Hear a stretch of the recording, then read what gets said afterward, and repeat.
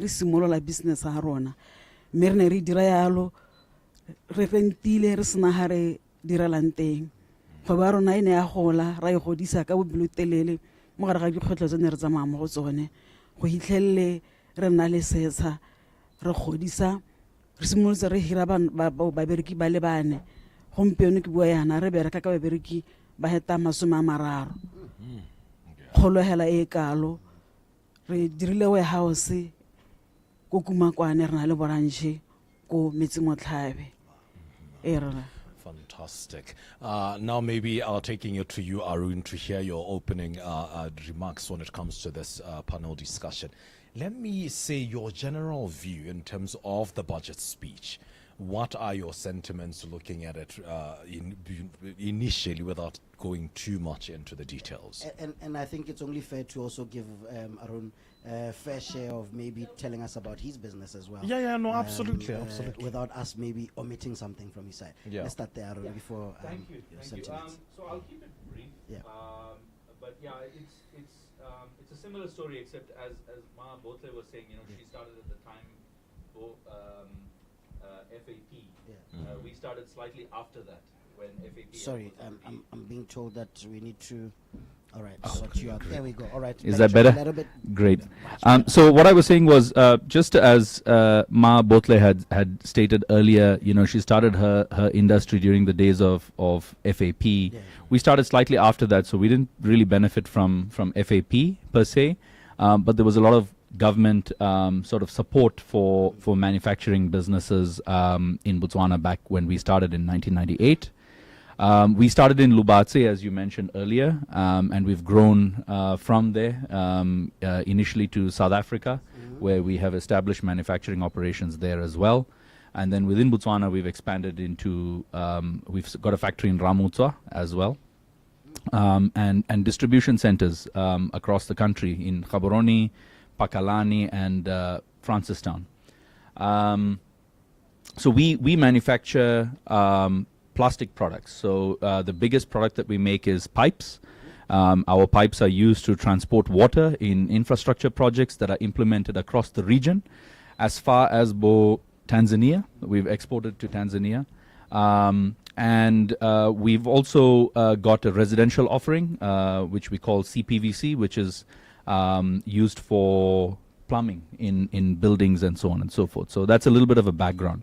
Coming to the budget speech, it's a tough time for the country. I think all of us are well aware of that, and we know that there are fiscal constraints, and a lot of the things that we used to be able to do as a society to encourage certain things to happen in terms of our socioeconomic development, we now are going to be constrained, and we're going to have to make some hard choices. So it is with that backdrop that I view the budget speech of yesterday.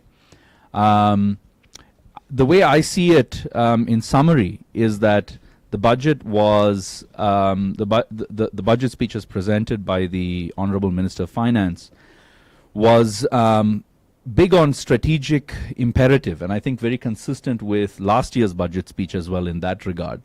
But didn't really offer very much in terms of actual interventions that we would have liked to have seen, particularly specific to manufacturing and the field we are most interested in, which is export-oriented manufacturing. Back to you, ladies first.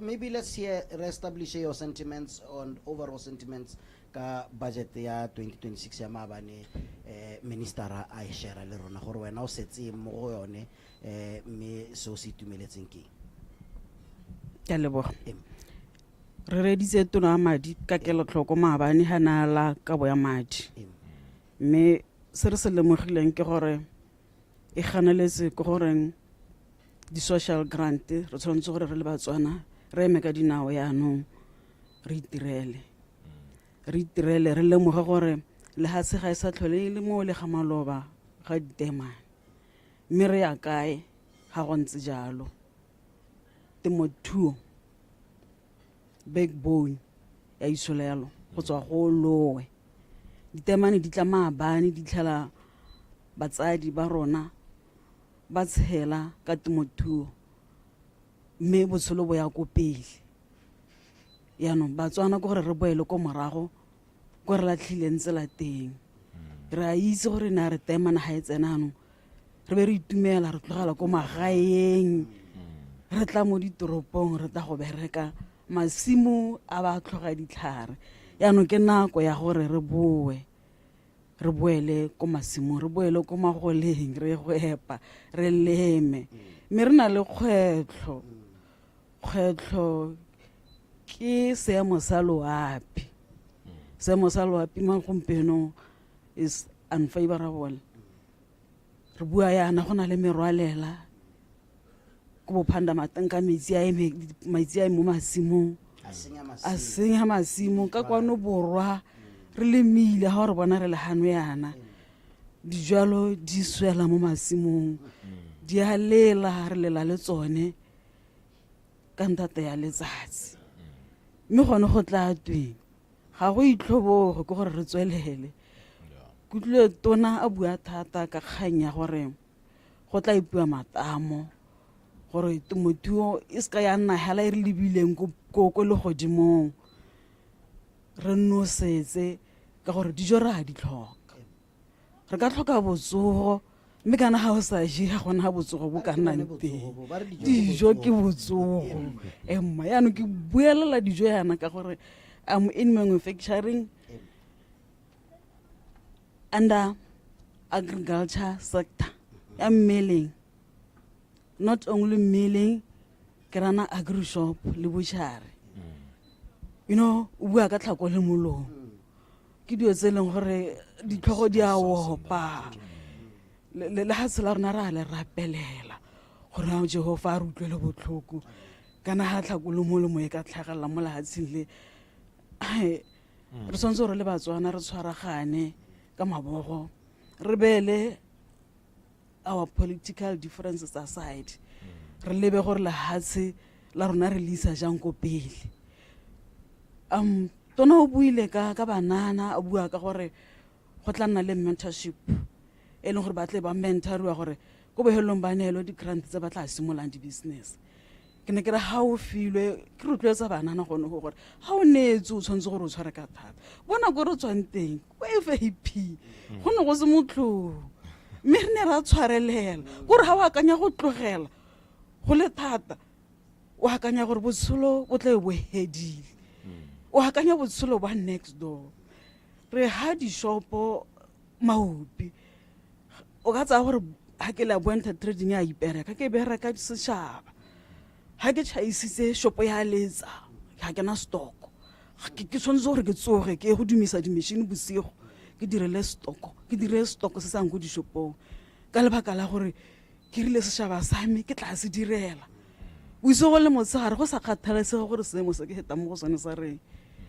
yaanong re rapedisa lehatshe la rona gore le kgone ka gore re bona gore ka kakaretso ba beile mo goreng a re emeng re le batswana re hetoleng ka ga re ntse re dira dilo ka teng re dire dilo sešwa mo go tlhabologileng mo go ka re isang ko pele le lehatshe la rona wena o le motho tshwanetse gore o re ke tla direla lehatshe la meng e seng gore lehatshe la me le tla ntirelang which has been the case. I really think it's going to be this kind of work ethic, Dola, that our predecessors have actually embodied. It's going to take that work ethic to actually get us into the next stage of where we need to be as a country through all these difficulties. Now, coming to you, Arun, the cost of doing business, looking at the budget speech, how the budget, tax and utility measures will affect manufacturing inputs like costs like energy, water and transport, and what that means for local producers like Mebotle and yourself. So when you look at it from a manufacturing and export perspective, right, this budget, it clearly shifts away from government-led growth, which is what we're all saying. We need to shift, the model needs to shift from government-led growth and positions manufacturing as a bridge between primary production and exports. But the success of this strategy that the Minister of Finance alluded to yesterday, it really depends heavily on input costs and especially energy. This is the key sort of input cost. So I want to first of all break down how, as an export manufacturer, how it is that we look at input costs. Yeah. There are three primary levers, three primary input costs, which contribute to us manufacturing our product. Number one is raw material. Our raw material in our business comes from Sasol primarily, go South Africa. And sometimes we import when Sasol is not able to supply.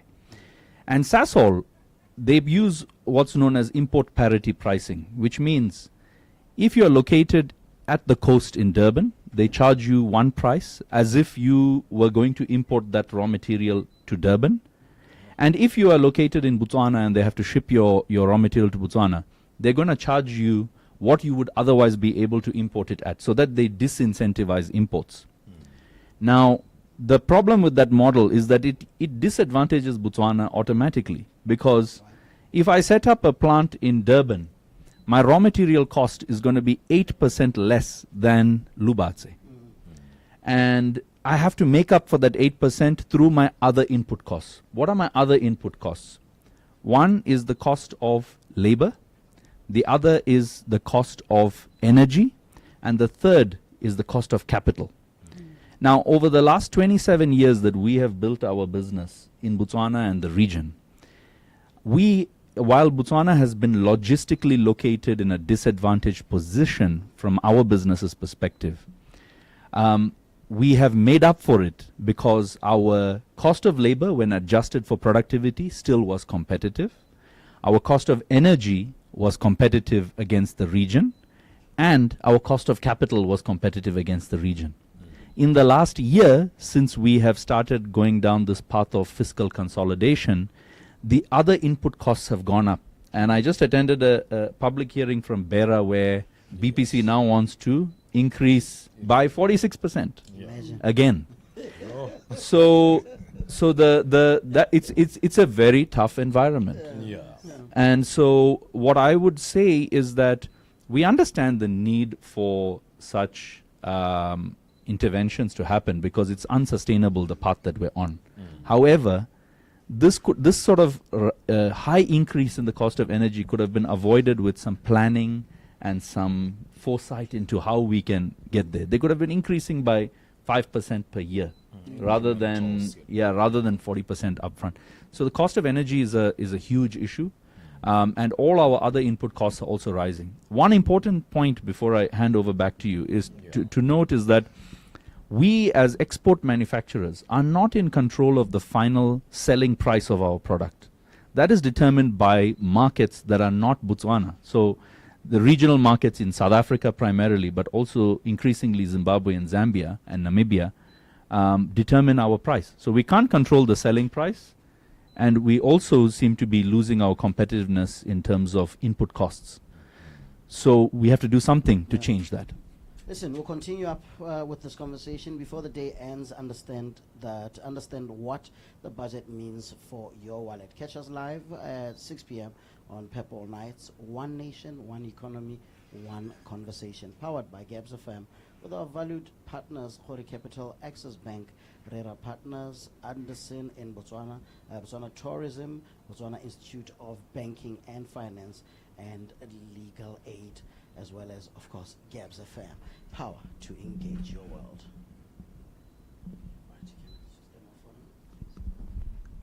Going for ads. Ad breaks.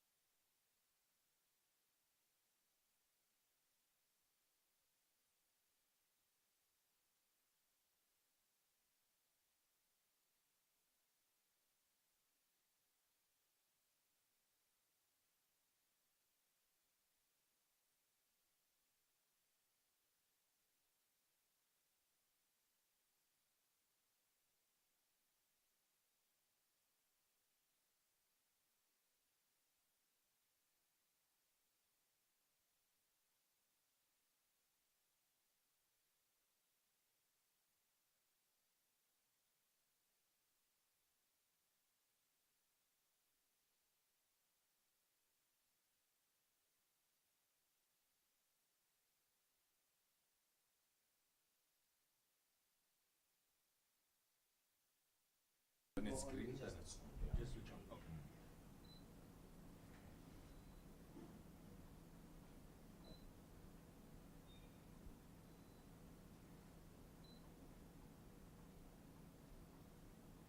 All right, it's Gabs FM, power to engage your world, and a big shout out goes out to, of course, our valued partners for ensuring that this broadcast goes on. It is powered by our valued partners at Kori Capital, Access Bank, Rera Partners, Anderson in Botswana, Botswana Tourism Organization, Botswana Institute of Banking and Finance, and Legal Aid Botswana. Hashtag power to engage your world. It's 2:01. Welcome to the final hour of Iconic. Tabs. All right, just before the ad break, we are listening to Arun Aya, Flotech Executive Director, who was really just taking us through input costs like your energy, water, and transport when it comes to actually the export market. Mentioning a couple of key issues there that really the market is facing. Now, to bring in Mayor Botlhe into the conversation as well, I want us to, Mayor Botlhe, really let the milling and agricultural manufacturing sector. What's the current state of that sector in terms of the conditions that you did mention, of course, earlier, and how can these be mitigated as somebody who's operating from within the sector? What assistance could you need? What can we explore to ensure that the country becomes more sustainable when it comes to that sector? And some of these difamo tse eleng gore di sentswe ke Yeah, flooding. go na le bo foot and mouth tse eleng gore di tsene gona anwana ebile re le Batswana re tsogile le tsogo le lengwe ga ke itse gore a ka teboga a tla botsa gore wena re ka tswa yang mo mathateng a re leng mo gona, I think in short. ke a leboga ke mathata a matona Thata. ha re lebile sector ya milling e faces mathata in terms of mo dingwageng tse di fetileng batsadi ba rona ba ne ba lema go le go golwane, so mabele especially ga sa tlho a lengwa jaaka na lengwa yaanong goromente se ke bonang ka se dira ke gore a lebelele balemi ba e leng gore ba lema ga se mongwe le mongwe yo le molemi balemi bao ba thusiwe gore ba kgone gore ba ntshetse lehatshe dijo ba teng balemi ba ka lemang ba na le masimo mme ga ba dirise bangwe a masimo ao a hirisediwe ba nang le bokgoni because lehatshe la rona le tlhoka dijo, re tlhoka gore re itirele. Re ha kae gona nonyana in terms of se re se producing dijo palo a teng e go godimo kana e go tlase, or we need more ya ka ubu Dijo food basket a rona gona re lebile ko Phanda mo mabeleng only Phanda Matenga produces sorghum, but our Mosesedi and other farms ba lema mmidi o gorang gore o dire o a go dijong tsa loru yana re tshwanela go gore re eme ka dinao re oketse temo ya mabele le gone ko Phanda go okediwe temo ya mabele ka gore mabele ra itse gore ke staple food, ke sejo sa Motswana mongwe le mongwe mo mosong, breakfast cereal, motogo. Yes, bogobe. Jaanong budget yone a ya thusa gore ha le ntse le re ditsana go a thusa gore go increase production kana capacity. Ke lebogetse mahoko a gatona a buileng ka nadi gore nadi e tlile go dira dipeo kana ra itse gore ha ka hare le mayana ha o reka 10 kg ya mmidi o reka ka 575 yana go lo mo go ketegaleditse batho gore ba ka tswelela ba le mo temong bogolo ya mo itshulelong e go tlase. Yana ha nadi e ya maka dinao e dira dipeo e buseletsa dipeo tse le tsa rona tsa batsadi ba rona bo segaolane marupantsi tse re di itseng e be di dira re ka kgona gore le Batswana re eme ka dinao re dire dijo kwa ntle ga boturu bo bokalo o buile ka organic fertilizers re tlhoka gore dio tseo di diragale re kgona gore re tsele ha tshirilise go gongwe re ntse dijo bokgoni bo teng bokgoni. Maybe o ka re bolela ka botlhokwa jwa di milling companies to farmers and food security as a whole, the importance of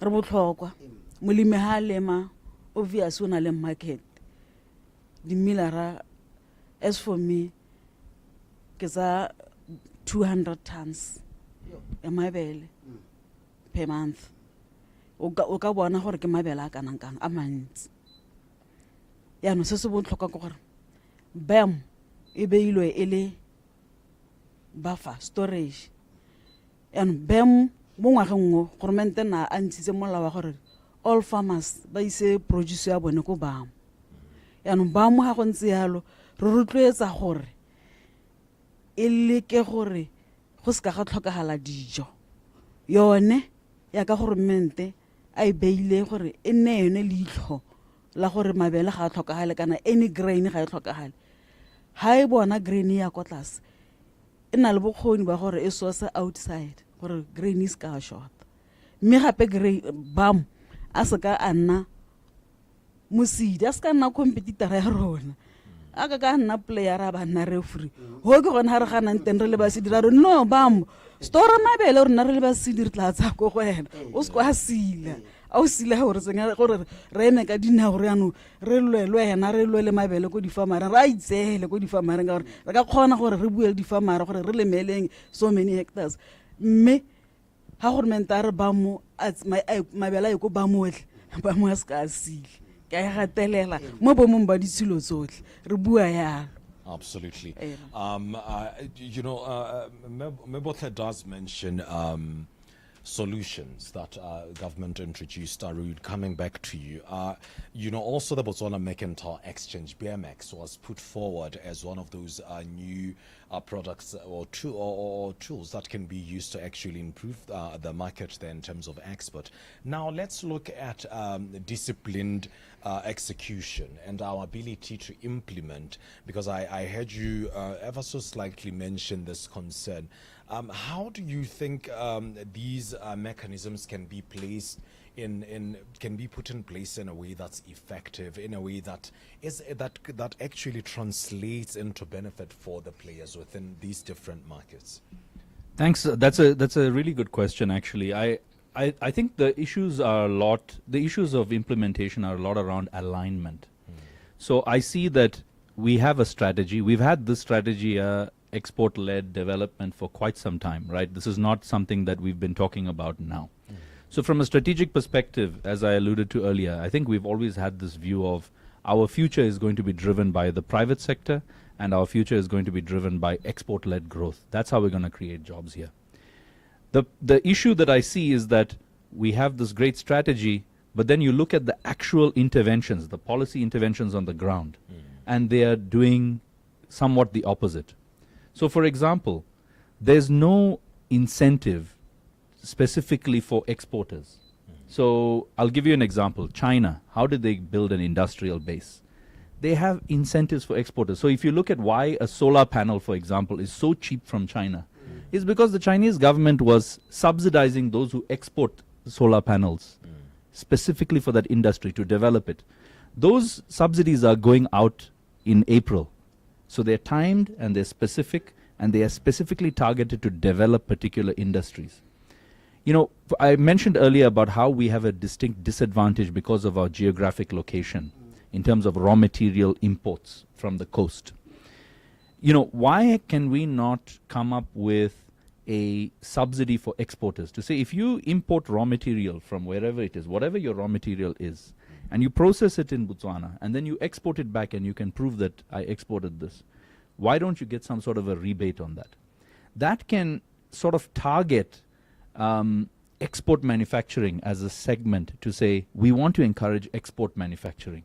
Because we recognize our local market is limited with a population of 2 million people. So these sort of specific interventions is what I'm looking for from a alignment perspective. Also, you know, we talk about being export competitive, but then we want to increase the cost of electricity by 46%. The two are not speaking to each other, Waban. Yeah. So what we need is more alignment. I think we all want the same thing, and we all look for the same thing out of something like a budget speech. But I think what we need to do is to push all the different players in our ecosystem to act in line with what we are saying is our vision, our true north, where we want to go. That's what I would leave you with, Tebs. Yeah. Fantastic. Now, getting into the next one and giving you an opportunity to actually share more. And so let's look at infrastructure and industrial zones. I mean, Renda Bagawalatli did speak to the fact that they're looking at creating an entire budget to maintain government's assets. How did you view this? Do you, given of course it will be implemented successfully, what can it do for the industry, if at all it's put in place in a way that is flawless or seamless? So I think that we have a lot of good infrastructure that we have really worked hard for, I would say 2-3 generations to build. And I think Botswana's infrastructure can be stated as, maybe good, very good. I mean, if an average person was rating it vis-a-vis the region. Yeah. But I think it's known. Every Botswana knows that our government assets are generally speaking neglected. They're not maintained properly, etc., etc. So I think it's a very good move to allocate it. But it's not only about allocation. Allocating is the first step. So, of course, the finance minister's job is to allocate. Yeah. But now we need to follow up to make sure that this allocation, are we getting the value out of this allocation or not? So I think, generally speaking, yes, this investment, this allocation, etc., will be good for all those who are looking to manufacture, who are looking to export, because we need safe, reliable logistical routes to take our products into the region and to the world. And we need that to be working well. Like, the reason why the DRC, for example, with all due respect to them, is not an export manufacturing destination is because of the fact that they haven't built that logistical infrastructure. We have built some logistical infrastructure. You can talk about the Kazangula Bridge, which our trucks use all the time. Thank you very much for implementing that. So there's some good things that are in place, and I support the maintenance of these assets, because this is what's going to result in the return on investment for us as a country. Is access to finance improving for manufacturers, though? Access to finance is somewhat improving, but it is not as big a lever as most people think it is. Now, so for example, what really matters in manufacturing, and particularly export manufacturing, is input costs. Raw material, labor, cost of energy. Cost of capital is important. It affects the ultimate selling price in some shape or form. But having access to capital is not the most important thing. I think that also the current situation in the capital markets in Botswana is going to push a lot of companies, like for example us, to do things such as pursue a listing on the Botswana Stock Exchange, look at alternative ways to raise capital apart from bank financing. So if you look at how we built our business, it's been bank financing. We took loans, we repaid them, we took a next bigger loan, we repaid it. Like this for 27 years, that's what we did, right? Now that option is drying up. The fact is it's drying up. So we have to think more creatively now. How do we do this? And that's a good thing for our capital markets, because now previously companies would never consider to list because there's a cost to listing.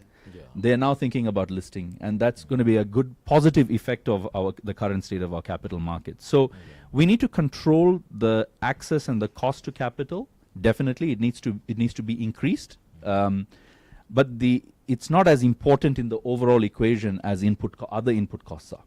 Let's talk about how does the budget help build maybe skill manufacturers they need? In terms of skills, the budget doesn't really do too much, if I'm being really honest. We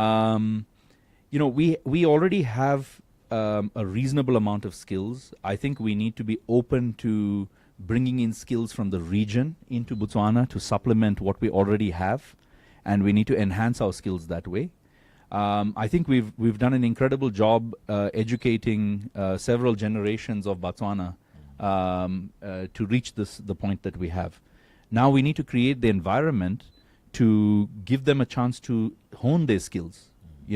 Like we have a program running with both BIUST and BUAN, where we take in their third-year students in an apprenticeship role.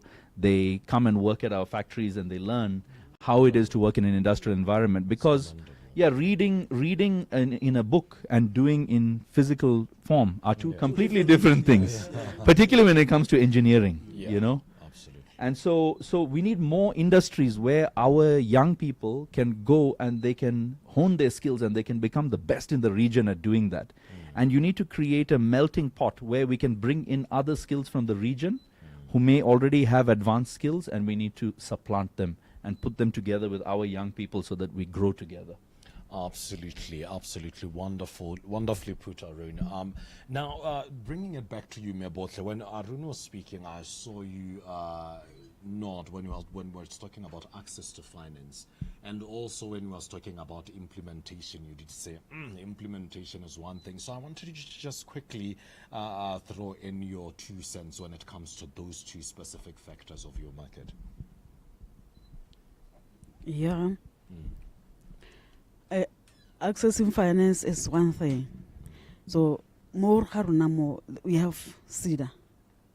So me especially business I may hold this SIDA. The thing is you take a loan, you repay, after paying you go Take another you one. go So you are back. dependent. This is It builds it's dependence. no sengwe tsa bo sa duele. Yeah. So ke gone hela mo gore be ileng ha re teng gore business tsa rona di tswele di gola. Emma re ne re ntse re tswelela re dira leseda. Se sengwe se se botlhokwa ke gore ne re bua ka infrastructure go ya ko masimo ha re bua ka masimo go lema go ra gore ditsela di tshwana ke gore di be di siamisitswe. Re tlhoka gore ditsela tse di yang ko masimong di ba ka ngwa metlakase e ko masimong gore ha o le farmera o nne farmera o nne ko farmong o dire tiro ya farming e wele ko swatla o tabogetse mo toropong ke sone se leng gore ra se tlhoka gore government ya rona going forward di tsana a di dire di wele mme ke tsela gore wa itumela yaanong ga go te budget yaanong e ntse ya locatetse gone go baakanya tsone ditsela tseo ke tsela gore e bua le lona di le kgoreletsa ga kae o le morui o le molemi gore be tsela e sa siama ko le berekelang teng ha o tlise thobo ya gago ko marketeng ka nako dikoloi di a robega gore di tsamaye di go tsa thobo mme hela government o bile ka go baakanya ditsela la ka nna ko kgaolong ya rona le nna ke sa utlwa thata mme gone ke tsaya gore ba tla goroga teng ba tla goroga ba tla dira emma.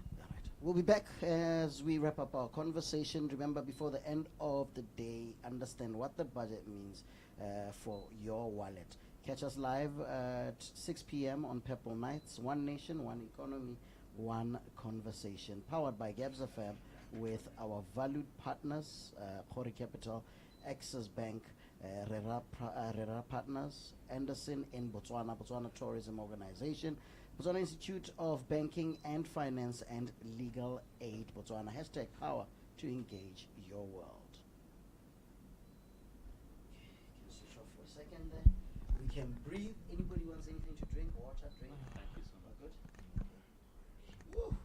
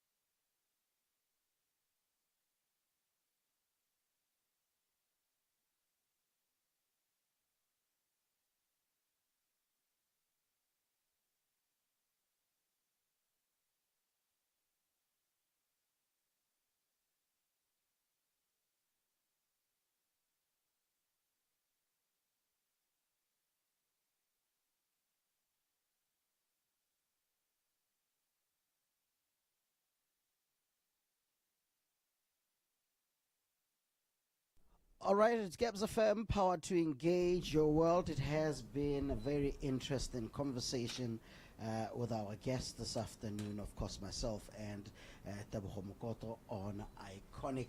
Tabs, Yeah.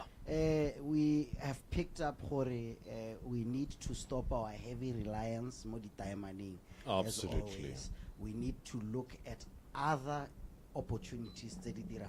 But before we maybe let you go, Arun, quick one though. How is the world viewing Botswana? Is there interest in coming to do business in Botswana or doing business with Botswana? 100% there is.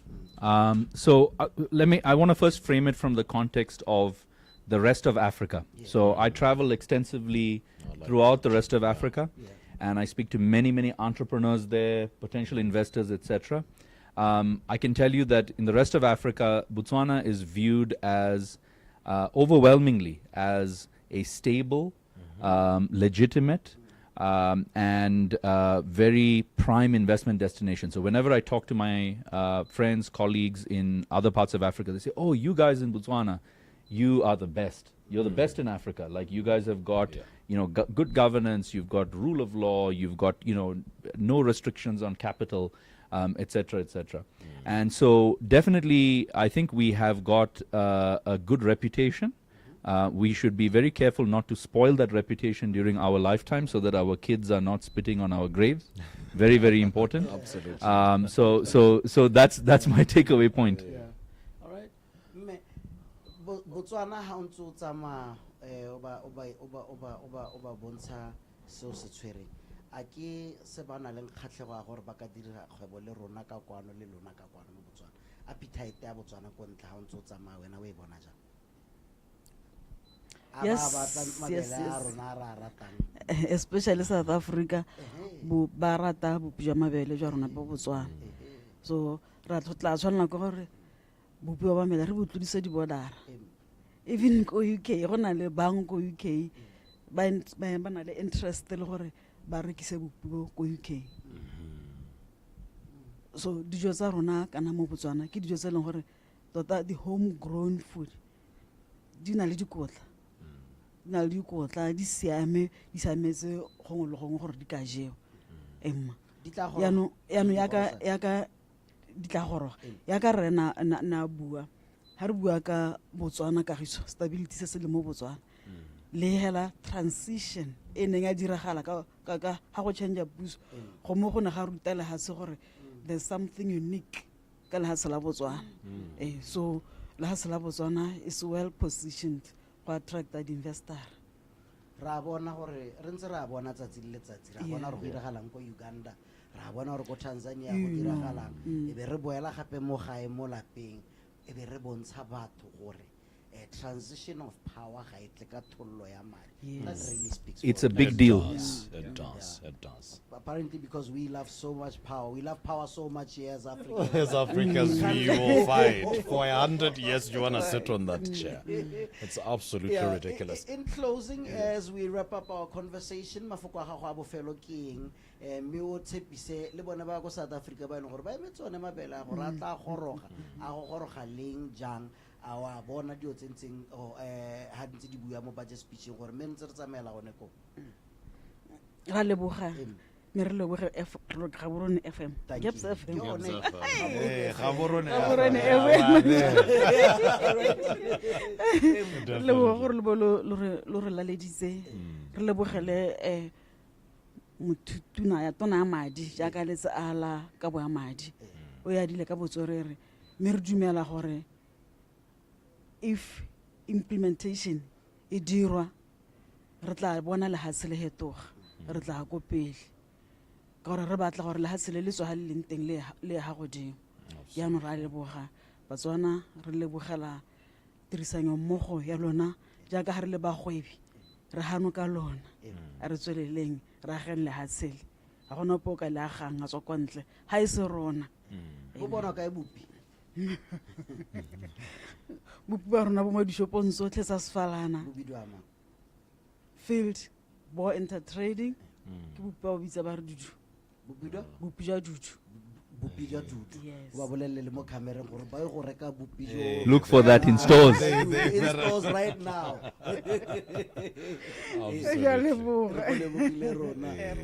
Arun, before we let you go, once again, final words and a message to yours. And where do we find those nice pipes for our swimming pools there? Yeah. So our products are less sort of public facing, generally speaking. They operate in the background, but. I want to first of all echo what Ma Botle said earlier, which is thank you to Khabaroni FM. Yeah, there we go. New one. It's the future. Thank you for the opportunity to chime in. Much appreciated.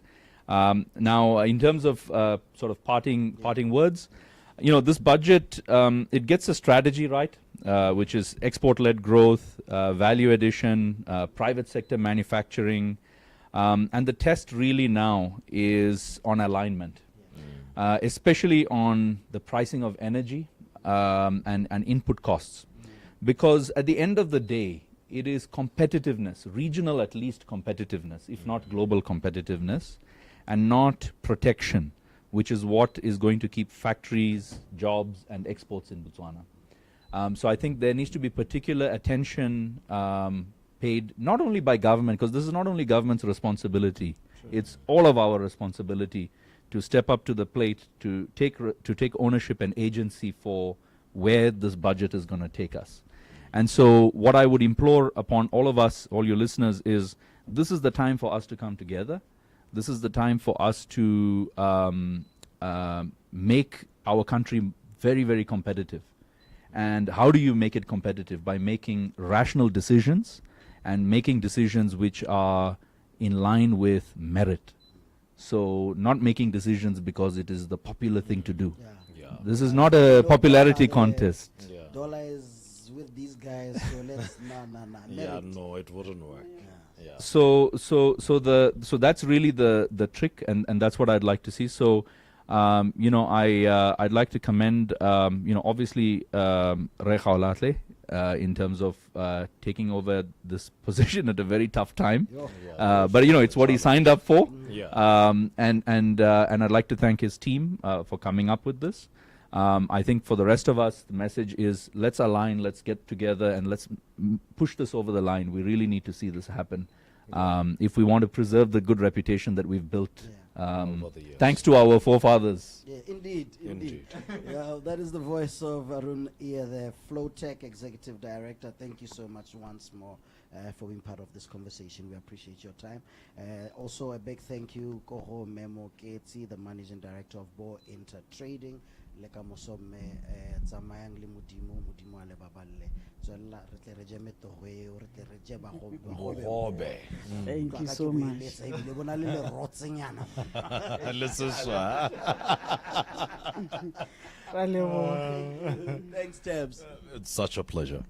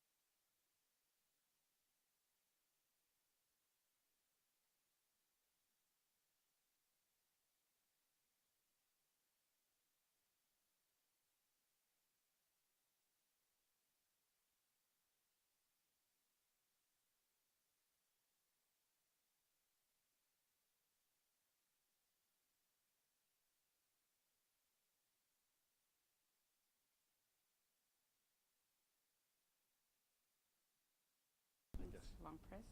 Yeah. Hold it, long hold, and then it turns green. And then long hold to switch it off. Okay.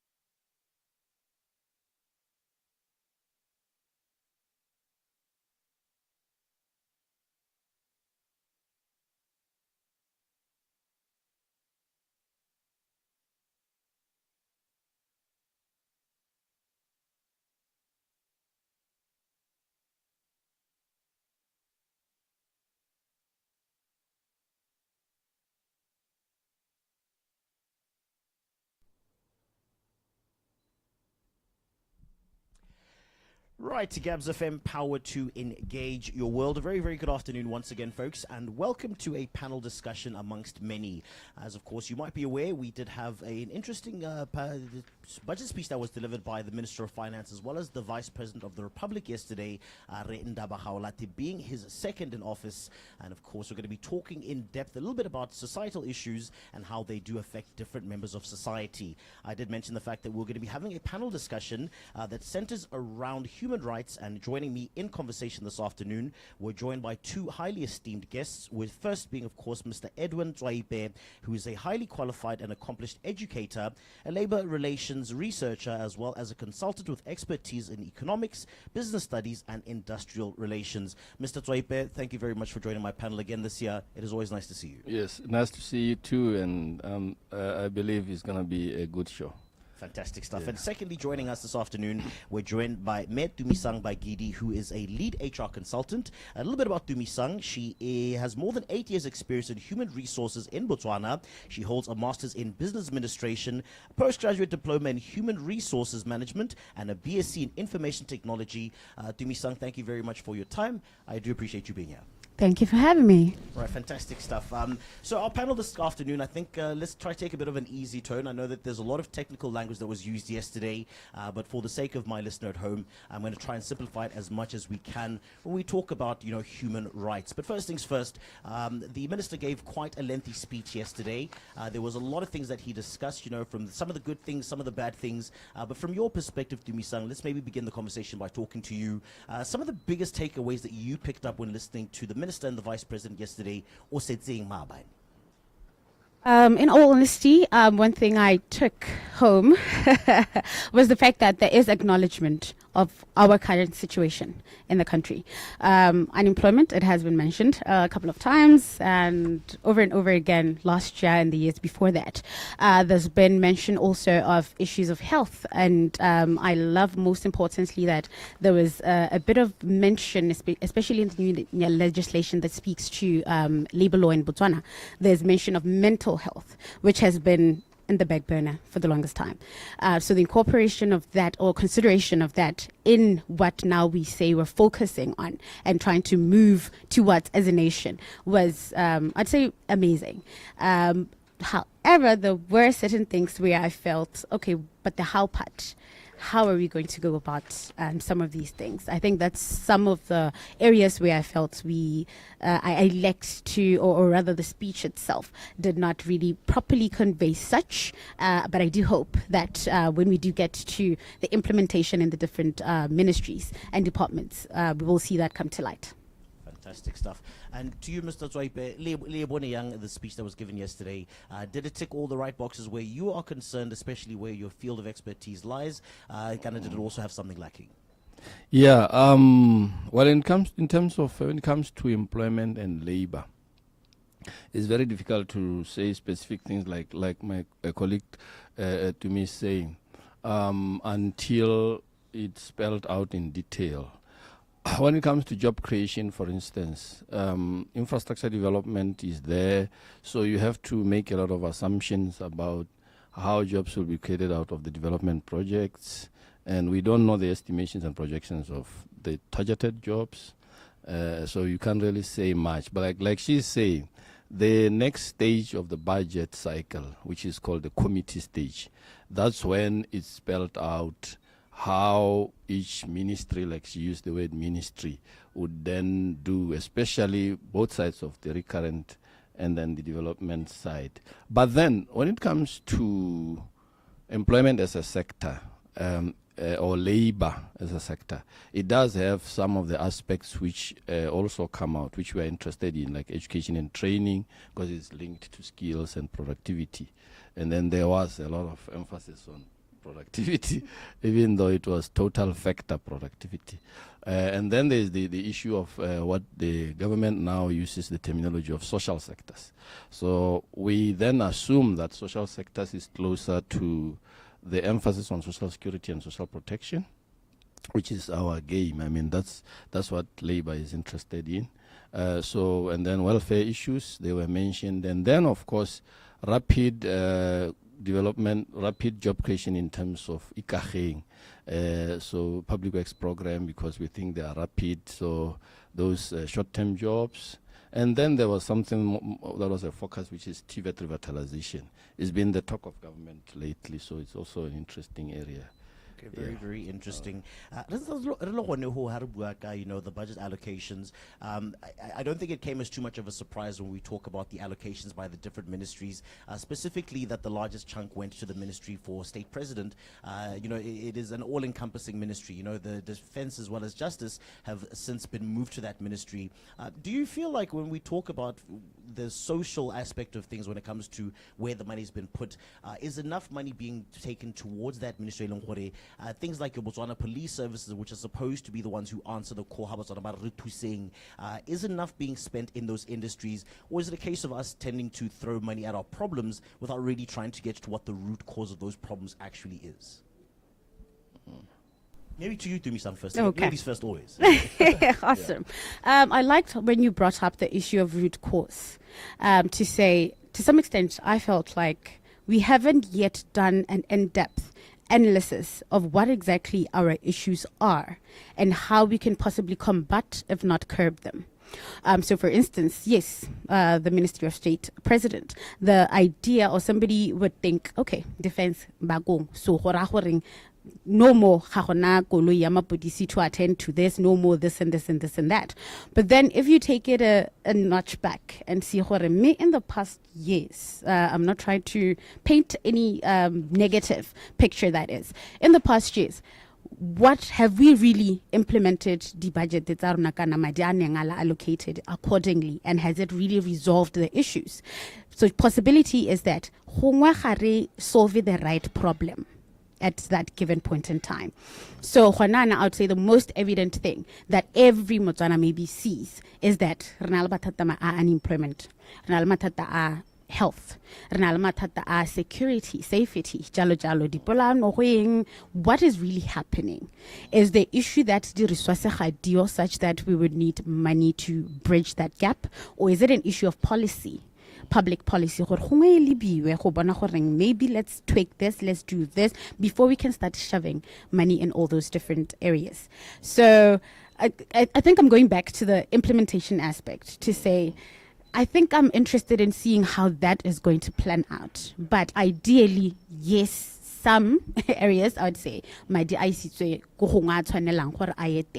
though I'm a bit about the whole the youth issue but ke bona ekare iko other in ministries ga ke itse goreng jang but okay. I'm going to kindly ask that we hold that conversation for just all of 1 minute. I'm going to take a short commercial break, and then we come back with the 4:30 business news headlines, and then we continue our conversation with my two guests in the studio. Back to you. I will be right back on the other side of this.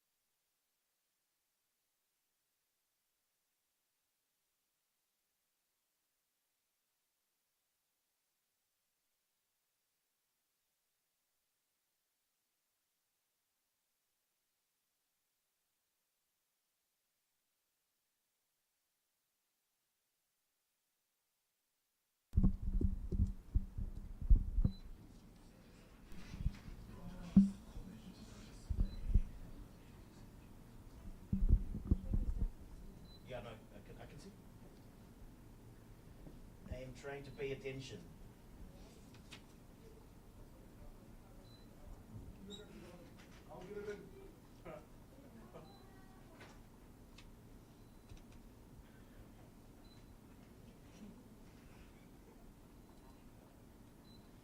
Okay, we're going up in 30 seconds.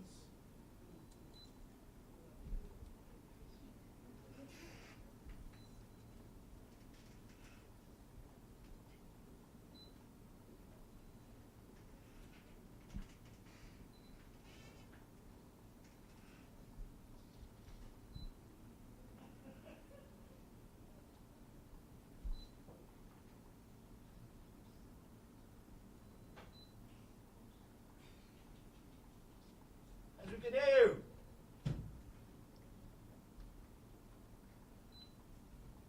Okay, 10 seconds. Put your mics on.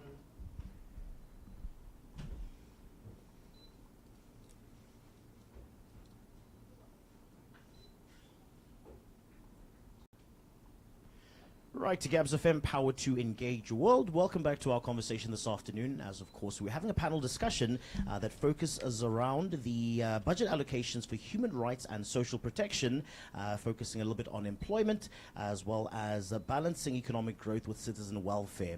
And once again, I'm joined in a conversation this afternoon. I have two important guests. I'm joined by Mayor Dumisang Bagidi, who's an HR consultant, as well as Mr. Edward Zwaipe, beg your pardon, who's of course a labor researcher as well as an accomplished educator. Mr. Zwaipe, before we went for the break, we talked a little bit briefly about, budget allocations, but we didn't really speak to the specifics in terms of what the Minister of Finance talked about. And I think it's common knowledge, but for some time now, there's been a lot of conversation around the need for getting more involvement from the private sector. The government has talked about the triple P model as a benchmarking exercise, but in a purely capitalist economy, the free market is supposed to have full range in terms of how it does things. Should the government really be wanting to lean so much, so to speak, more private sector involvement? Should the private sector get involved where it needs to be, and the government handles everything else?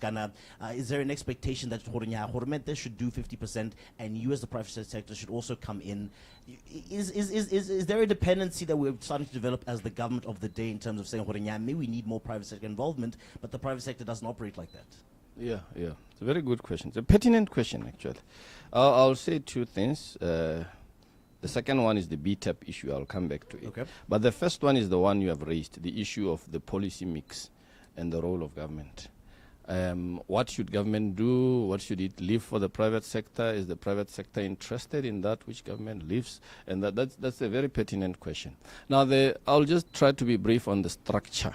That is the structural challenge that Botswana faces, of a small economy that is open, highly open, and also small in terms of size, and then highly dependent on both government and certain sectors such as mining and so on. So these are the key structural deficiencies of our economy, which is not broad-based. Now, this creates a challenge every time when government policy comes to say, should you ignore that and leave that for let's just take the issue of airlines, for instance. I know you didn't raise that, but is the private sector interested in the airline industry or not? So and then government tries to promote private equity in airlines, and the private sector just ignores that. Government tried with the railway system, and they came, then they left. Banking system, they are all foreign banks. So our private sector sort of has this idea that it has to be dependent. Let government strike a virgin territory first. Let's see them, paying the cost of the starting of that. So there's been this over-dependence on government funding and government initiatives. And this is why sometimes we blame government for being too involved and crowding out the private sector. But it's the same private sector that sometimes doesn't get into those sectors that you thought they will proactively get into. Like, let's take the farmers in the Pandamatenga. You don't see government there. They are all on their own, They are pushing their own projects there. So if the entire economy or all sectors could have had the same mindset where the private sector takes the initiative, government facilitate, which is what the minister is trying to say today, that let us facilitate and build an enabling environment, and then you guys come to the party. So this has been a challenge. But then when you have an unequal society at the same time, these are the big problems. Then can government stay away? This is the challenge that we are having. So government still has to come, especially where the private sector, we call it missing markets in economics, where the private sector is completely absent, or shows very little interest. Let's take how public health dominated the health system in the past until private sector came in the form of Bonobo GPH. Now we have far more private players in the health sector. So this is the challenge that we always face of the mix, So in a developing country, you'll go back and forth anyway. You'll always go back and forth. But sometimes the government itself is to blame also, because it tries to centralize, like this decentralization of primary health care. Why was it centralized in the first place? Because we used to have primary health care back with the councils, with the local government. Then a decision was made to centralize. What was the problem? So this is sometimes the problem with government. Like, for instance, now government is saying it wants to centralize private security into its government system so that all security guards are government employees. Where do they get that thinking? So it's because sometimes whenever they see an inefficiency that is there, or even a labor problem where people are failing to pay wages, what makes you think that it means you must nationalize the private security? I was going to say, they're borrowing from Peter to pay Paul, because effectively you're not creating any new jobs. You're just moving them around. Because they are failing to solve the problem of poor regulation or of enforcement of the law. Just make those people pay wages. That's it. That's the job of the labor officers. Yeah. Okay, so you brought up a very interesting thing. You talked about the Banda Matenga farmers recently. You saw that the Minister of Finance went out there, and the government did pledge that they would try and assist in terms of trying to salvage the situation. Where a lot of their crops were flooded. But like you said, those guys are on their own, and it's a purely private. So why is government getting involved? I know that the issues of food security, it's another conversation entirely. But is the government not supposed to get involved with what happens in who? Well, one of the agencies of government like Bamboo.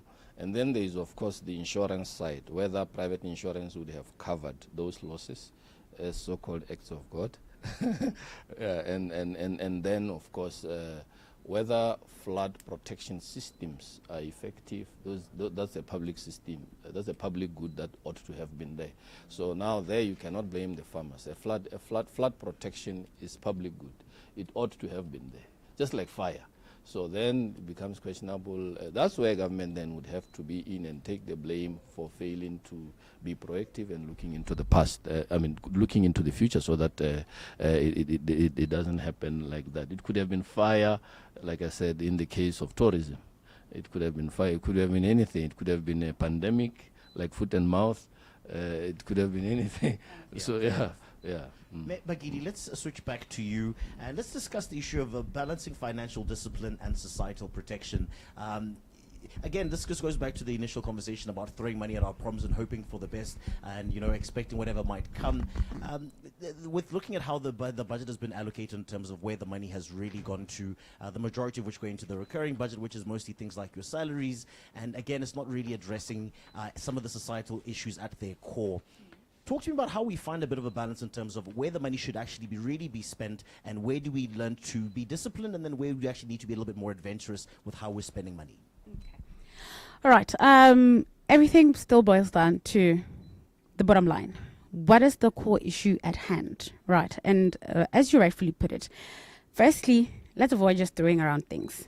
Let us do the relevant investigations, the relevant analysis, and everything of that sort. So the core issues are currently that we're facing. Let's talk about issue ya body passion killing, which was a conversation on social media. Ke tala, ke unemployment, ke dependency, ke this and this and this and that. But there's other. It's a reason, but there's also what if it's also a mental health issue? People have different conditions and they have different triggers. So in their own little spaces, somewhere, Dumisang does this to so and so, and it triggers that person, and then it leads to that abrupt, and then we have a sudden pandemic.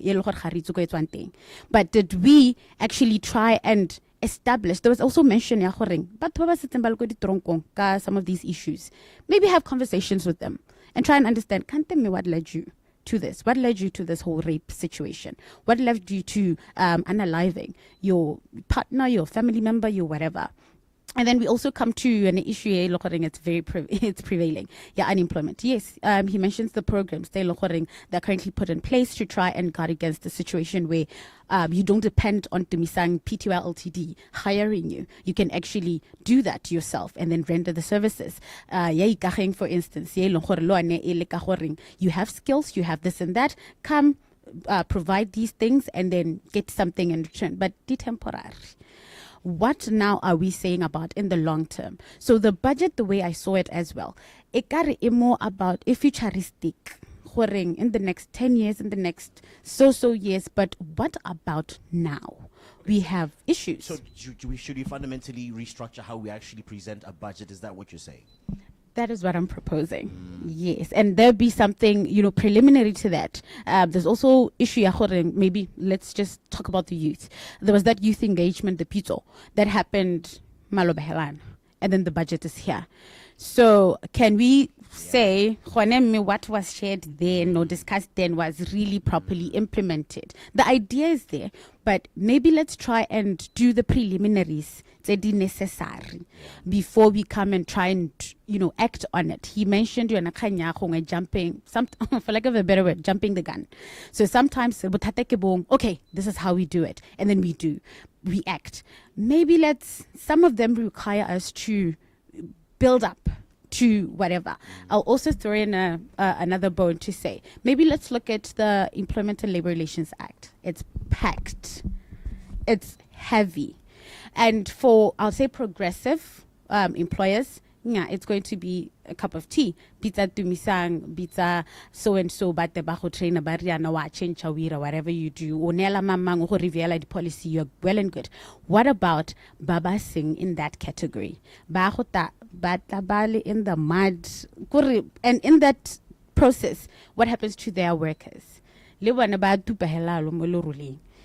rest of all, inspections frequent often short staffed, but that could also help in getting everybody on board to do what needs to be done, and then eventually delivering what is right to every citizen out there, not just Baba Tabiwa kana Baba Bua. Well said, Mr. There's a very critical point she has raised, which I think is maybe some listeners may miss, is the issue of being too broad. So there's that thing. I think you also hinted on it. There's that issue in the budget of BTEP and of bigger, an NDP 12, of bigger strategic visions of 10, 15, 20 years, 2036, I mean, that sort of thing. So that is not what we should find, like you were asking, in a budget. A budget is a 1-year plan. Now she is saying, and I support her 100%, you cannot be too futuristic, like you are presenting to us a strategy. What you want in a budget is how you will extract from NDP or from BTEP. So BTEP is too broad and too ambitious. I mean, let's take the issue of jobs. 512,000 jobs, 2036. We don't want to hear that. That should appear in the strategic plan that is taking us to 2036, Vision 2030, whatever. Or even the State of the Nation. Yeah, it actually comes to from SONA. What we want now is the 12 months from now. How are you, out of 512 of 2036, which one is your target for the next 12 months? That's what we want in a budget. Like I'm just supporting what you are saying. Yeah. And that goes for everything else. So being too idealistic in a budget, in a sense, you are trying to avoid telling us what you should be telling us. So yeah. Very, very interesting. There was something that I think a lot of people had got them excited because it is going to change the lives of many Botswana. The announcement of the 5 billion pula what is going towards towards the pension funds that were set up for them. I think this was a positive move on the part of the government in terms of setting it up or correcting a societally wrong. From a purely HR perspective, this was a good move on the part of the government. Yes. Oh, yes, no, 100%. As well as the announcement for the absorption, even though the vice president didn't particularly say in so many words what we're going to enact where he talked about encouraging for the temporary teachers to be absorbed. So I think that use of language for me was something that was a little bit vague, but you can't bind yourself with these things when the statements are being said. No, 100%. I think also just tapping onto what you just mentioned at the very end, to say, remember there was mention, temporary teachers. Yes, from now onwards, we're bringing them on board, but and all of those things. It was nice, to the ear. Wow, amazing. But now, I'd say a couple of months later, after, for instance, the minister, Mokwari mentioned that, do we see that happening? Because it was mostly centered around private institutions, to say kana majority of teachers kakong ke batswakwa. So we're trying to localize it now, to bring it home and have bana ba batswana ba ba mo strateng to get employment. But then, okay, is it happening? Is there somebody seeing to it whether that is actually happening, apart from maybe just denying the permits? But do we see something happening there, or are they also coming up with ways of going around that same thing? So yes, nice, amazing, but still, let's come to the actions, let's come to the implementation, let's come to what now. And also there's mention the 24-hour economy. Okay, brilliant. Areas such as, or rather countries such as Singapore, but throughout, and it's so luckily I've been there. Sports, but I've been there. So you find that you can actually walk into a shop, get whatever you need, and then go back and literally walking a distance. There's also the issue of security, right? So having that here in an economy, amazing. But the how part, how are we going to ensure that already re cripply either bebereki ba chaisiswa late ha gona di transport tse di ba isang kwa lapeng, the overtime tse di sa duelweng? How are we going to work around this? But it's something say currency eminent, because similar NDP 12, for instance. So raring also about that, to find God, we need to fine tune, to do the preliminaries. Let's fine tune things before we start trying to get them going and have everybody align. And singing praises and saying nice things, it's nice, but let's also match it with action. Fair enough. Yes. Which brings me to my second to last question, Mr. Tsoipe. In as much as the government has three arms to it, Rona as a society also, we play quite a role in terms of how we can hold the government accountable. So I would like to just maybe, as a second to last question, ask about citizen involvement in terms of how can we actively also participate besides holding forums like this where we have these conversations? What can we do to ensure 4,000 pula, the language is now being changed to say within a certain amount of time? We can't keep moving the ballpark every time it suits us because we're the government of the day. How do we hold them to task to say let's go back to fundamentals? If you promised us this in terms of these are the changes that you were going to make, let's go back to the basics. What a brilliant question. I've never heard this question asked like this in my whole life. Questioning, you're not just questioning government, you're questioning society itself. And I really like it. Let me come to the solutions. How should civil society be organized? How should active citizenship look like in order to hold government accountable? And this is the missing link. In developed democracies, it's not just the media, which is doing a good job, and then opposition political parties. So in Botswana, it's left to opposition political parties to hold the government, which is why then they find themselves, opposition politicians, isolated. They look like the bad guys. Whereas in developed, mature, let me use the word maturing or mature democracies, like South Africa, for instance, you have civil society organized enough to track a budget. So budget tracking actually by civil society is such a critical initiative. The entire civil society, led by the umbrella body for civil society, must lead. The trade unions must track. They have their umbrella bodies. The church must track the budget. and hold the government accountable to its promises that it has made. Now, what we are having now, not just with the current government, even in the past, people could make any statement and get away with it. Indeed. Because there's no one who tracks that. Student movement should have been active in this particular. So it is them who are going to face the unemployment outside. So it's in their interest that while they are still inside the training institutions, they should be asking about the labor market and then tracking and forcing and even doing marches to try and enforce. Because government can make lofty policies. Now the enforcement and implementation side, who sees to it that it is being done? So civil society, non-state actors in general, must get organized and have targeted activities. They must not be complaining, because the problem in our society, people are just complaining. And they are complaining with self-interest, not with the issue of what's going on in society. Yeah, my bread is not buttered. Where is my jam? My side doesn't have jam in it. Others have peanut butter and jam. That's all they say. They don't want to say, well, the potholes that are in our area are like that. But what's the program on potholes on our roads? And then lead an initiative. You know, the South Africans, one thing I like about them, they know how to form groups and dissolve them. Like if there is an electricity outage problem, they form a group dealing with electricity outage, load shedding. Yeah, they form it. It now becomes an initiative that deals with electricity problems in the townships. Now, when the electricity problem is solved, they close that body, they form another one.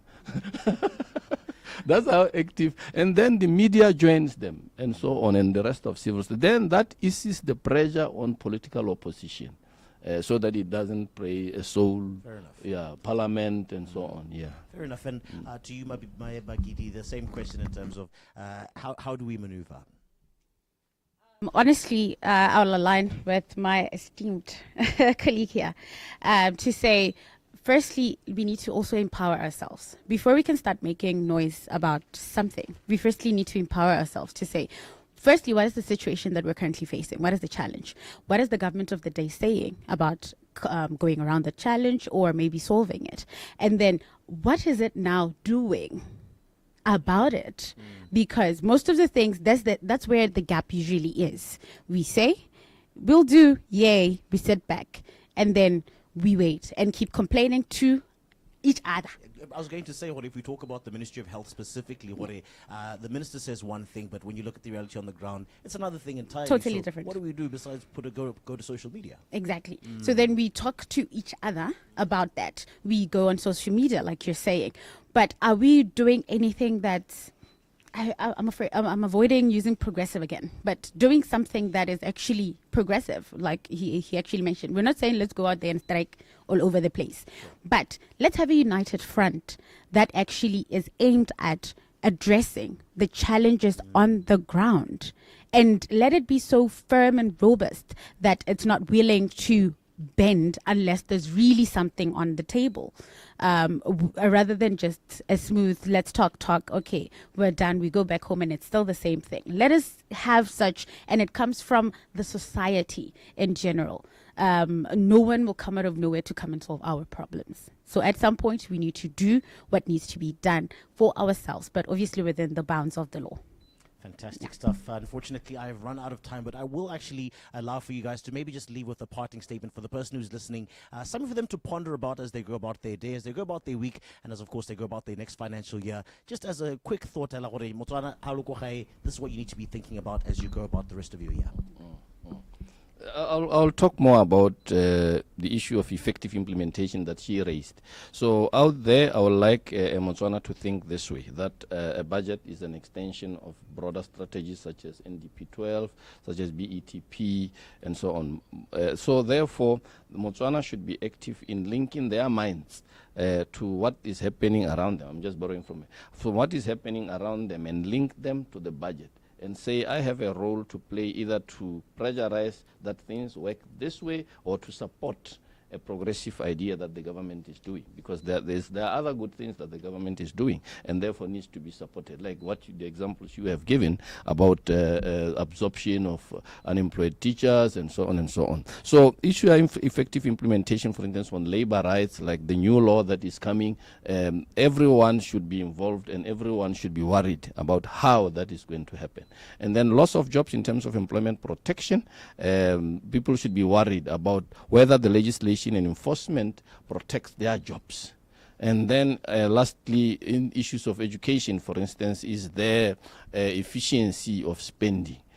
Do we have kids who are going to school for long and then they become unemployable? So that's a concern for everyone. Every household must be worried about that. Fair enough. Well said.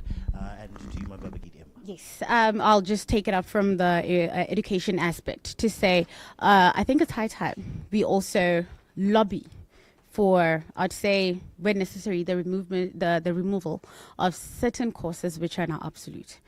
Truth be told, we do have, this was just, I'd say, banter on social media, where there were certain institutions which were linked with courses or degrees such as horse riding.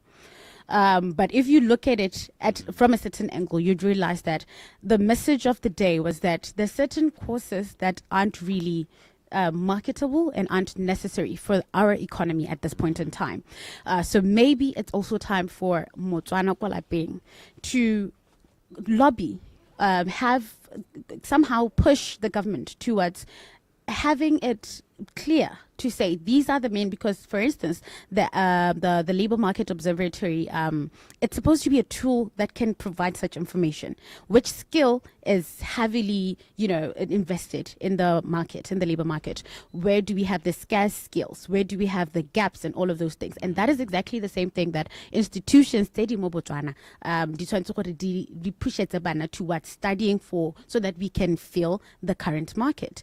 But you find that boom marketing person this and that, and then we're stuck.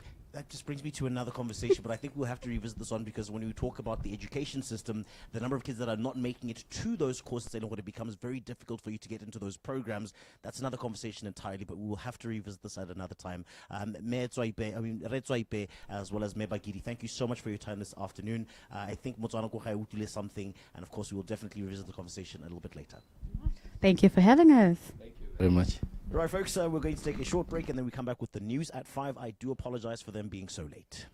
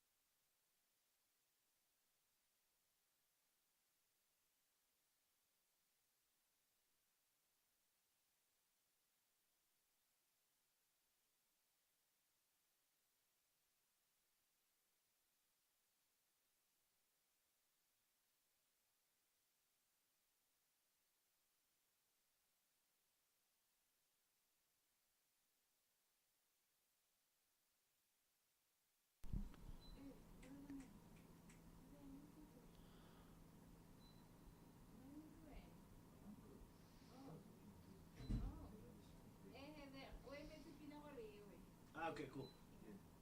100%. We're going up in 3 minutes.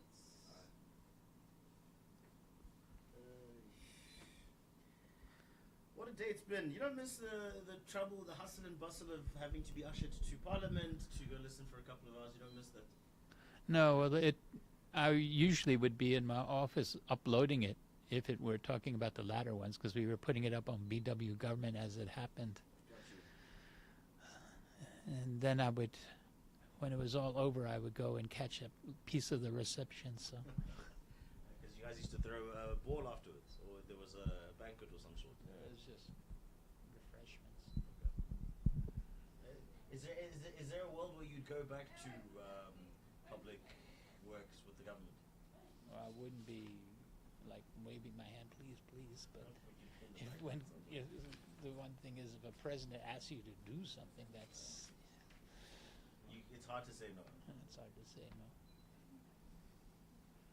But Do you have a not, relationship with the current administration or anybody? not much, senior? No. just a little bit, but not really with the president. So. Ndaba? Because I'd imagine because you worked with his father. Well, we also went to the same school at different times, but I wouldn't call it a close relationship, but I've intersected with him over the years. Must be such a trippy thing. A lot of people I know better are now co-opted into their communication system. They seem to be trying to kill the private media. Yeah, by hiring everybody. Everybody's getting recruited. Except for Gabs FM, apparently we're public enemy number one. Oh, good. That'll keep you relevant. I think so. We're not particularly fond of our style of president. Yeah, well, that's good. The public will respect you for it. The irony of that is that, leading up to the last election, that's what the previous administration used to say about us as well. Which makes it all the better. You're consistent. Yeah, we don't take sides. So now these guys, because I think they used to feel as though we were soft towards the opposition, because they were opposition at the time, but now that they're the government, it's like, but you're not cheating us. You're being difficult, you're being hard on us.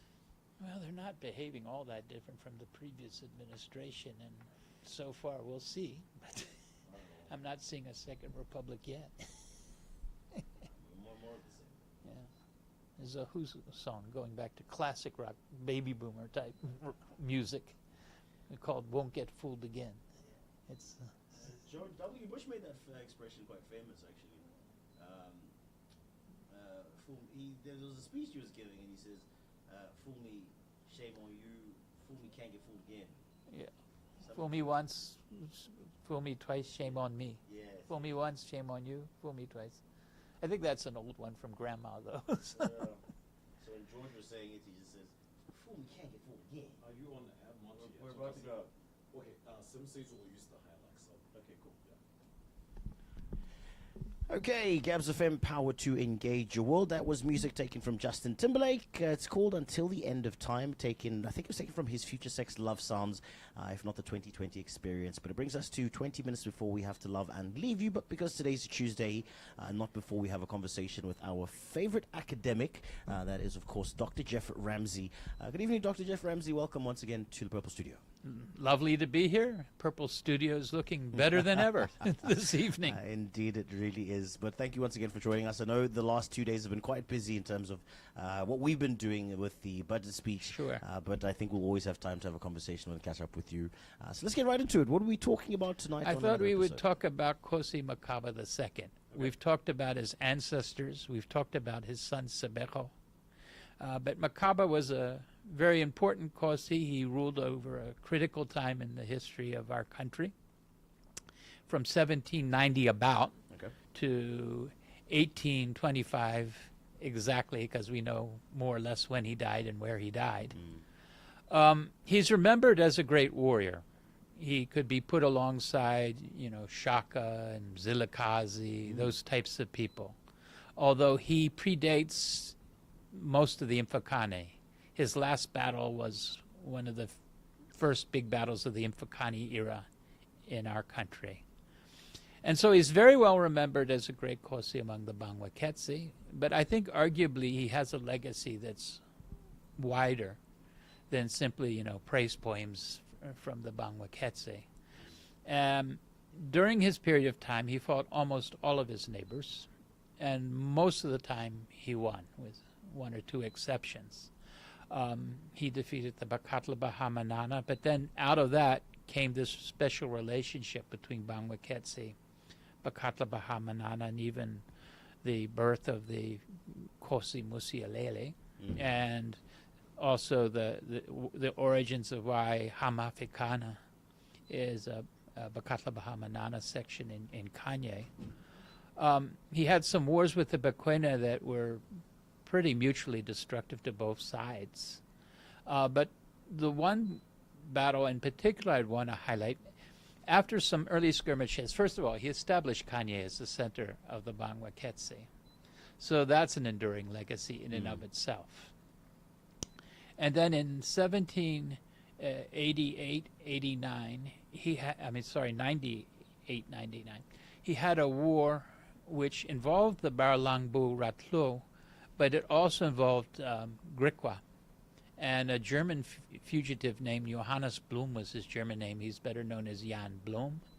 And his son, Jan Blum II, is where we get Bloemfontein from. Oh, wow. Jan Blom was a fugitive, very much a ne'er-do-well, a criminal, a murderer, in fact. But he joined up with his clan and became one of the leading Griqua captains. So when these people attacked, they had guns. And yet Makaba was able to defeat them and even kill Jan Blum. Why is this important? Besides saving the Bangwa Ketse, it could have saved the whole region from slave trading, or slave raiding, I should say. And here I do want to read what was going on down south to get us a picture. Here's some quotations. This one is from a missionary, 1929. I think this is from, and it quote, amongst the Griquas and Bergenars, who are basically a branch of the Griquas, who are in considerable connection with the Cape, slaves obtained by barter or by capture from Botswana, and Bushmen are common article of saleable property. What was going on? Well, in 1809, slavery was abolished, and once the British consolidated their power by 1815 in the Cape, slave trade was eliminated, and later on the slavery itself would be abolished. But the Boers had this insatiable demand for forced labor, and so raiding started to go on to capture slaves from across the Orange River, which was then the frontier of the Cape Colony. So again, here's another one.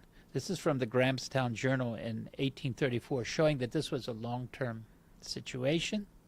Reported, among the Basuto, cattle are now becoming scarce, and commandos do not now, as usual, go out in search for them so much as children, whom they carry off in great number, and dispose of them to farmers who rarely give a horse or inferior gun to each. So this was the type of disruption that was happening down south. It's a context for Sebatwani and his Bafokeng coming north, whom we'll get to. So when we look at, again, Makaba defeating these people in Kanye, perhaps it has a very much wider meaning. I'd like to imagine that, when you talk about north of the Orange River, this is your precursor to your Vaal, your Transvaal, your the Free State as well, heading in this direction. It's all the territories up north above that. Well, yeah, what was happening, though, in like the 1820s in particular, early 1830s, before the Great Trek where they crossed the Orange River and then they crossed the Vaal River and the likes, was these commandos, sometimes of Europeans, sometimes probably with Boers, but much of it is associated with Bergenars, Griquas, Koranas, all names for mixed race groups, essentially, who were, some of them later became Christian and this and that, but at the time there was a lot of de facto slave raiding. And who were the victims? Southern Sotho people, Lesotho's being formed almost as a defense against this. Others are fleeing, like Sebatwani's Bafokeng. And of course, the Batlaping would be chief among the victims at this time of these disruptions. I see. So, at any rate, as Makaba was building up a much stronger military polity, just like Shaka, arguably, he kept the slave raiding in abeyance for a generation. Here again, we have this argument that Shaka emerging in KwaZulu-Natal ended up being a barrier to the slave trading that was coming from the Portuguese direction in Mozambique. So that's a potential legacy, and otherwise it's an important, noteworthy milestone in our local history. After that, other groups, he ended up in fights with the Baharutsi, Bakwena. At one point, Bakatla Bahakafela, Bakwena, Baharutsi, Baralong, all combined against him. And again, he won the day. All battles. Yeah. Um, Was there anything that actually particularly led to him having so much dominance of the other tribes in the area? Well, there seems to be a 3-generational evolution in Bangwaketsi military prowess.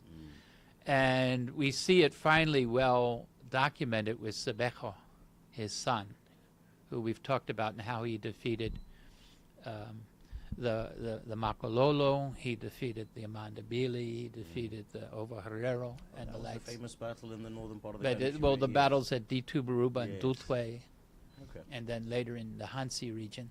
But the formation of regiments, which were sent out in hunting parties, but then they were evolving the same tactics we associate with the Zulu of Shaka, and the formation of much increasingly large armies. So when we're talking about the era of Makaba and Sebejo, we're talking of armies of 3,000 to 5,000, which are pretty substantial. It is. And this created a much larger state.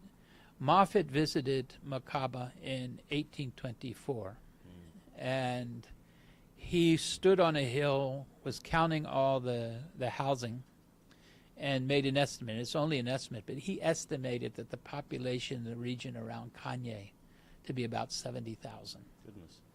which is very contemporary. And this even in terms of like military might, when you talk about the would-be Afrikaans groups that were raiding the part of the country, this is before you have things like your houses, your machine guns. This is way where it was still Well, just a when we talk about Makaba, we're talking about classic Iron Age warfare, the same that we would associate with Shako or Mzilikazi or Shoshangani. Okay.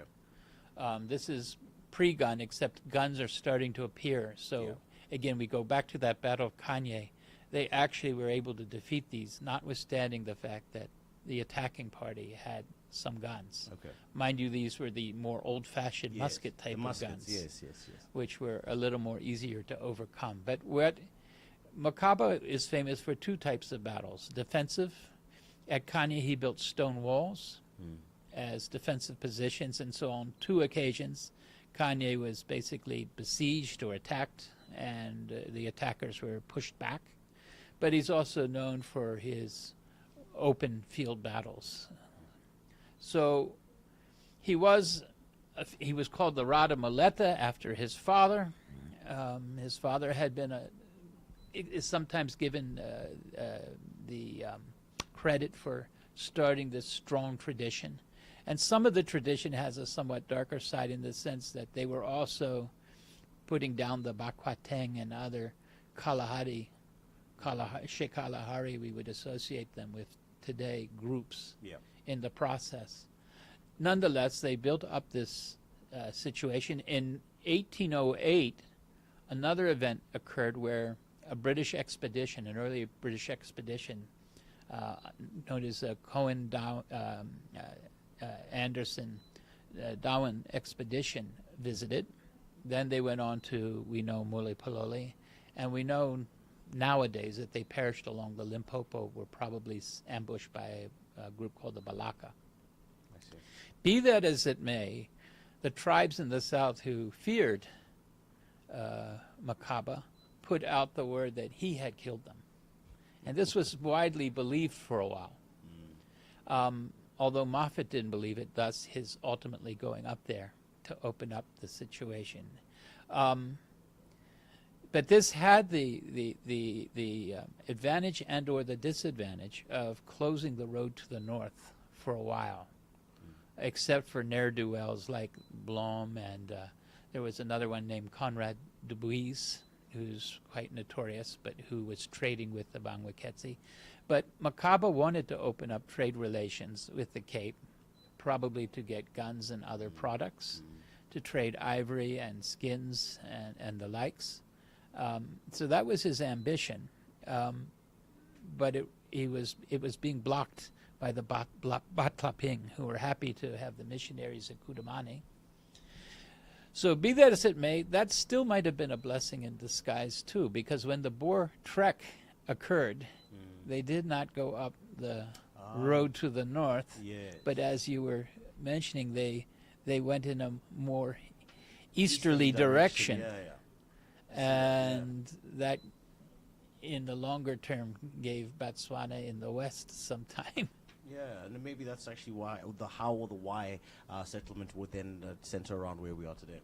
Yeah, and when we talk about the Boers to be, we're talking about two groups. One group, farmers might have gone in an easterly direction ultimately anyway, because better lands.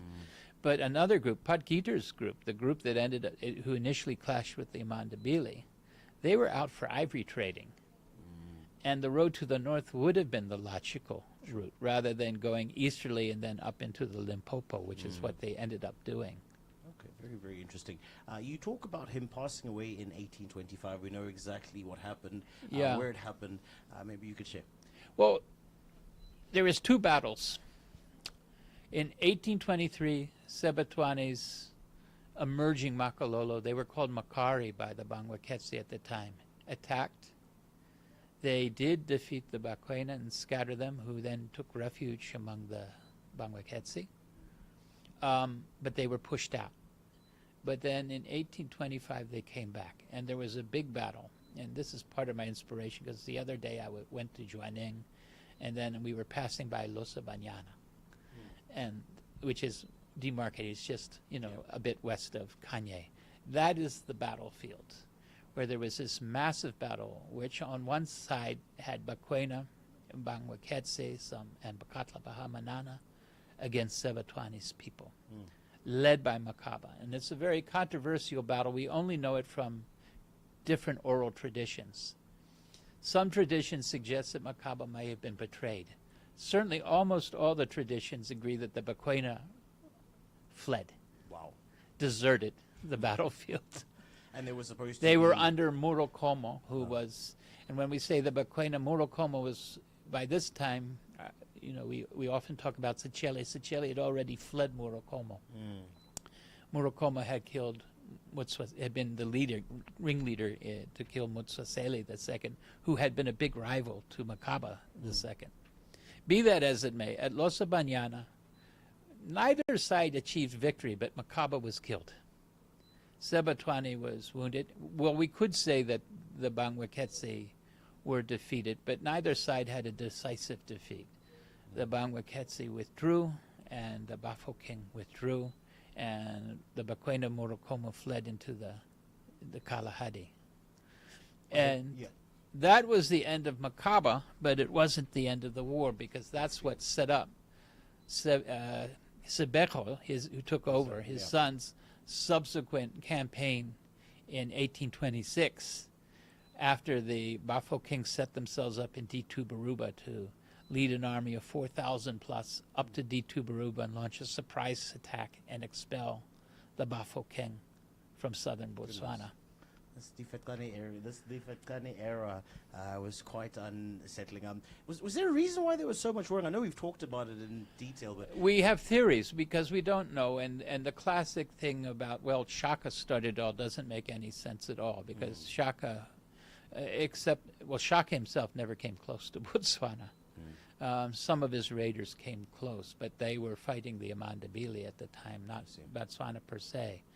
But one of the theories, which I do think has a lot of merit, is that the disruptions, if we're talking about the Imfakani in our region, the disruptions from the growing slave trade and raids by Griqua and others, followed up by Boer encroachments, disrupting the southern groups.